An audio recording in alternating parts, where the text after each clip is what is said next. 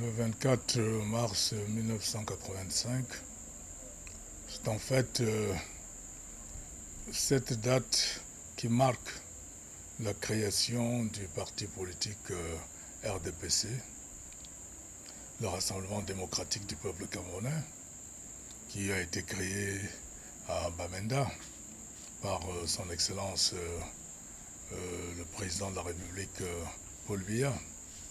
Donc voilà cette date-là qui marque la création de ce parti politique. Et vous savez, comme je l'ai dit par le passé, les dates qui marquent les grands ensembles, la création des grands ensembles, sont des dates inoubliables pour ceux qui font partie de cet ensemble. Donc, pratiquement pour tout bon militant du RDPC, cette date lui vient directement en esprit, parce que c'est cette date-là qui marque la création de ce parti politique auquel il appartient. Vous savez, comme je l'avais dit au cours de l'une de mes interviews, que si vous posez la question aux bons militants de l'UPC, ils vont vous dire l'UPC a été créé en quelle année? Tout le monde va vous dire en 48. Tout au moins on le sait que c'est en 1948. Donc c'est des dates qui marquent. C'est la même chose qui va en être avec les militants du SDF, avec les militants de l'UNDP, etc. Donc je l'ai souvent dit, pour une parenthèse, l'UPC qui a été créé en 1948 n'a pas commencé à exister en 1948. Il y a d'abord eu une première association que l'on appelait EFULA, Meyon, et à Cameroun, EFULA, Meyon, et à Cameroun, c'est la première association créée au Cameroun, et qui veut dire en français Union des populations camerounaises, qui a été créée dans la grande région du Sud. Juste après l'assassinat de Martin-Paul Samba, eh bien, les gens de la région du Sud ont décidé de le venger. Et c'est ainsi que, sur la coordination d'une Américaine, la première association avait été créée au Cameroun, les Fulamoyons au Cameroun, qui avait donc pour but de faire partir les Allemands, mais sans violence. Cet Fulamoyon à Cameroun a donc vu un jeune qu'il a intégré à un moment donné du nom de Charles Assalé. Et Charles Assalé avait donc pour mission de ventiler l'idéologie de les Fulamoyons au Cameroun, c'est-à-dire reconquérir le Cameroun, chasser les Allemands, mais sans faire usage de la force. Et c'est ainsi que Charles Assalé a été missionné donc par les Fulamoyons à Cameroun, a créé donc deux cellules, une à Yaoundé et une à Douala, et a commencé donc à recruter des gens qui, avec lui, ont cheminé donc dans les Fulamoyons au Cameroun. Et Charles Assalé, une fois en France, eh bien, a apporté les statuts du Parti communiste français. Et c'est grâce à ces statuts qu'il a donc créé l'UPC. Donc le créateur de l'UPC, c'est Charles Assalé. Et qui a travaillé donc avec des gens qui l'ont aidé à mettre sur pied ce parti. Et ce sont ceux-là que l'on appelle donc les pères fondateurs. Mais en réalité, le fondateur, celui qui a créé l'UPC, c'est Charles Assalé. Moumié ou Miobe sont venus bien longtemps après, parce que le tout premier secrétaire de l'UPC, c'était quelqu'un d'autre. On parle de Mbouli. Ensuite, le deuxième secrétaire, c'était toujours pas Oumiobe. Oumiobe est venu en troisième ou quatrième position. Donc aujourd'hui, c'est pour ça que nous avons aussi l'impression que l'on veut cacher certains pans de l'histoire. Il faut le dire, le fondateur de l'UPC, c'est quelqu'un qui vient du Sud. Il s'appelle Charles Assalé. Vous avez compris? Les autres sont venus bien après. Mais nous ne comprenons pas pourquoi est-ce qu'on veut effacer ce pan de l'histoire. L'UPC vient du Sud. L'UPC vient du Sud. Et le plus grand nombre de militants de l'UPC, en fait, vient du Sud.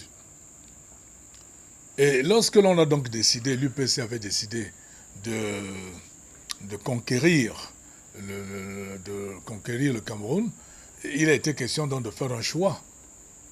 Va-t-on utiliser un moyen non violent ou alors un moyen armé? Eh bien, Charles Assalé, le fondateur de l'UPC, a donc dit: je ne voudrais pas que l'on utilise des armes. Il va y avoir un très grand nombre de morts. Ils sont plus armés que nous. Eh bien, mais les autres, notamment Mounier ou Mignobe, et je crois Wanji peut-être, ont décidé de faire autrement. Ils ont choisi la Blanche Armée, ils ont choisi de faire, de reconquérir le Cameroun par par une voie armée. Et c'est ça qui a causé donc ces dizaines de milliers de morts. C'est le choix. Si l'on avait choisi le choix du fondateur qui avait dit pas d'armes, on n'aurait pas eu autant de morts. Et c'est parce que Don Charles Lassalle a décidé de combattre les Allemands sans faire usage d'armes qu'il a été exclu de son propre parti. Il faut comprendre toutes ces choses, on n'en parle jamais. Charles Lassalle, le créateur de l'UPC, a été exclu de l'UPC par ceux qui ont choisi la voie armée. Aujourd'hui, quand on parle des milliers de morts, on ne voit que les Français. Mais non, ça vient d'un choix. Ça vient d'un choix. Si les gens n'avaient pas choisi de combattre les Allemands en faisant usage d'armes, on n'aurait pas eu autant de morts. Donc si nous en sommes arrivés là, il faut déjà reprocher ceux qui ont utilisé la voie armée. Vous comprenez? Donc l'UPC, la date de création c'est 1948, ça vient très rapidement. La RDPC pour nous, c'est dans le 24 mars 1985. Bon, mais nous, contrairement à l'UPC n'avait pas de parti politique avant. En dehors de cette association EFULA, Moyon et à Cameroun, qui en français veut dire aussi Union des populations du Cameroun, dans le contexte politique, eh bien, le RDPC, lui, il avait avant lui un parti politique, l'UNC, qui avait été créé par l'ex-président Amadou Ahidjo. Moi, j'ai fait partie de l'UNC. Donc, l'UNC a été ce parti qui a précédé le RDPC. Et les acquis de l'UNC ont été acquis par le RDPC. Donc nous venons de l'UNC, mais celui qui a créé le RDPC, c'est son Excellence Paul Biya, avec de grandes modifications. Vous savez, pour résumer les objectifs du RDPC, si vous aviez suivi une émission d'une chaîne de télévision européenne, une fois qui avait interviewé, comme je le dis souvent, son Excellence Paul Biya, on lui avait posé la question, comment aimeriez-vous que l'on se souvenât de vous? Eh bien, la réponse résume en fait ces objectifs du RDPC. Il a dit, j'aimerais qu'on se rappelât de moi comme étant celui-là qui a apporté la démocratie et le développement au Cameroun. Voilà. Voilà en quoi se résument les objectifs du RDPC. Lorsque l'on est habitué à être seul, à gérer tout seul, quand vient le moment de partager le pouvoir, ou alors, comment est-ce que je pourrais dire, quand vous perdez le leadership, c'est souvent des moments assez difficiles. Vous êtes habitué à tout faire seul, et tout d'un coup, on dit on va vous arrimer d'autres personnes qui auront aussi un droit de parole, un droit de décision. Donc je crois que la principale difficulté à laquelle le RDPC a fait face, c'est le multipartisme. Parce que le RDPC gérait tout seul. C'était un parti unique. Et lorsque son Excellence Paul Biya vient et déclare qu'il faudrait que nous nous préparions à accueillir d'autres partis sur la scène politique, ça n'a pas été évident. Ça n'a pas été évident d'accepter cela. Donc voilà, le premier obstacle, la première difficulté, c'est l'acceptation d'autres partis autour de nous. Mes attentes en tant que militant du RDPC, c'est tout simplement que nous puissions davantage faire bloc derrière le président Paul Biya. Je crois que cela s'est toujours fait et nous avons toujours eu à gagner quand nous nous rassemblons, lorsque nous nous mettons ensemble, les Camerounais du nord, de l'extrême nord, de la Damawa, de toutes les régions, lorsqu'on arrive à se mettre ensemble, pour ceux-là qui sont des militants du RDPC, nous sommes d'ailleurs le parti le plus grand, nous avons le plus grand nombre de militants, vous n'avez qu'à voir à l'Assemblée, nous avons le plus grand nombre de députés, au Sénat c'est la même chose, donc nous sommes ce parti dominant. Alors donc, si nous arrivons à écarter nos discordances et que nous fassions bloc pour un objectif bien précis, celui de soutenir le président de la République, son Excellence Paul Biya, soutenir sa candidature et aller voter pour lui, eh bien, je crois que nous aurions fait ce que tout bon militant ferait pour son parti à pareil moment. Cet objectif que s'est fixé le président de la République, son Excellence Paul Biya, d'apporter la démocratie au Cameroun, il va de soi que le Cameroun est le pays, quand moi je consulte ces chaînes de télévision de par le monde, il va de soi que la liberté d'expression est la plus grande dans le monde. Aucun pays n'a autant de liberté d'expression que le Cameroun. Aucun. Même aux États-Unis, le président Trump le dit lui-même que la liberté d'expression est partie. Parce qu'aux États-Unis, vous avez des journaux, des chaînes de télévision qui sont pour tel et qui ne parlent que de tel et qui ne veulent pas que les autres s'expriment. C'était le cas de Trump lui-même. Il a été combattu par plusieurs chaînes de télévision. Quand quelqu'un venait à parler en bien de Trump, on l'écartait. Et ainsi de suite, ainsi de suite. C'est la même chose en Europe. Vous avez vu, par exemple, quand on parlerait de la guerre russo-ukrainienne, en France, même en Europe, toutes les chaînes de télévision qui parlaient en bien de la Russie ont été muselées. Alors qu'au Cameroun, cela ne se fait. Donc, je dis déjà, nous avons une démocratie qui avance, qui est en bonne voie. La liberté d'expression, nous l'avons déjà acquise. Nulle part au Cameroun, nulle part dans le monde, l'on ne parle de manière assez libre comme au Cameroun. Donc là, c'est déjà un acquis. Je souhaite tout simplement que les gens arrivent à se cadrer, qu'il n'y ait pas de débordement, parce que là, maintenant, nous assistons à des injures à travers les médias. On dénigre tel, on dénigre tel. Mon souhait, c'est tout simplement que les Camerounais fassent bon usage de cette liberté d'expression que le président Paul Biya nous a accordée. Il ne faudrait pas que nous allions plutôt à la destruction du Cameroun en disant des choses qui ne sont pas vraies, parce que maintenant, quand vous lisez, quand vous suivez les réseaux sociaux, ce sont les Camerounais même qui médisent du Cameroun. J'ai vu des étrangers qui sont arrivés ici dernièrement, qui ont dit, mais ce qu'on leur dit quand l'on est à l'extérieur du Cameroun, c'est tout à fait le contraire. Au Cameroun, on va, on vient librement. Personne n'est inquiété. Personne n'est inquiété. Donc, il serait bien que nous puissions baser nos jugements, nos appréciations sur l'existant. Il ne faudrait pas fantasmer, tout simplement parce que l'on voudrait prendre le pouvoir, médire du Cameroun, dire des choses qui ne sont pas vraies de ton pays. Quand on regarde, par exemple, dans la scène africaine, en mathématiques, même le bon sens dit que on ne peut comparer des éléments que s'ils sont de même nature. Alors donc, pour comparer le Cameroun à d'autres pays, il faudrait que ces pays soient dans la sous-région.